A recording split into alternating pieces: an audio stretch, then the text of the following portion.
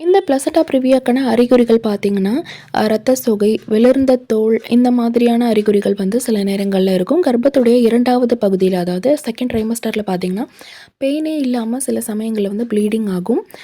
இன்னும் சிலருக்கு பார்த்தீங்கன்னா, ப்ளீடிங்கும் இருக்கும். அதோட வந்து வயிற்று பெரிப்புகள், வயிற்று சுருக்கங்கள் வந்து இருக்கலாம். இதெல்லாம் வந்து பிளசண்டா ப்ரிவியாக்கான அறிகுறிகளா வந்து கருதப்படுது. லோ பிளட் பிரஷர் இருக்கிறதும் இதுக்கு ஒரு அறிகுறியா இருக்கலாம் அப்படின்னு சொல்லியிருக்காங்க. லோ லையிங் பிளசண்டா, பிளசண்டா ப்ரீவியா வரதுக்கான காரணங்கள் என்னென்ன அப்படின்னு பார்த்தீங்கன்னா, தாயுடைய வயது காரணமா இருக்கலாம். சில சமயங்கள்ல பார்த்தீங்கன்னா, ரொம்ப தாமதமா வந்து கன்சீவ் ஆவாங்க.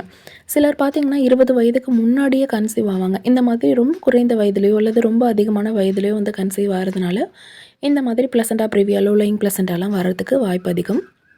ஐவிஎஃப் மூலமா கருத்தரிக்கும்போது சில சமயங்கள்ல இந்த மாதிரி இருக்கலாம். சிலருக்கு பார்த்தீங்கன்னா, 2வது பிரசவம் இருக்கும் இல்லையா? அதாவது முதல் முறை வந்து நம்ம கர்ப்பம் அடைஞ்சிருப்போம். டெலிவரிலாம் பண்ணியிருப்பாங்க.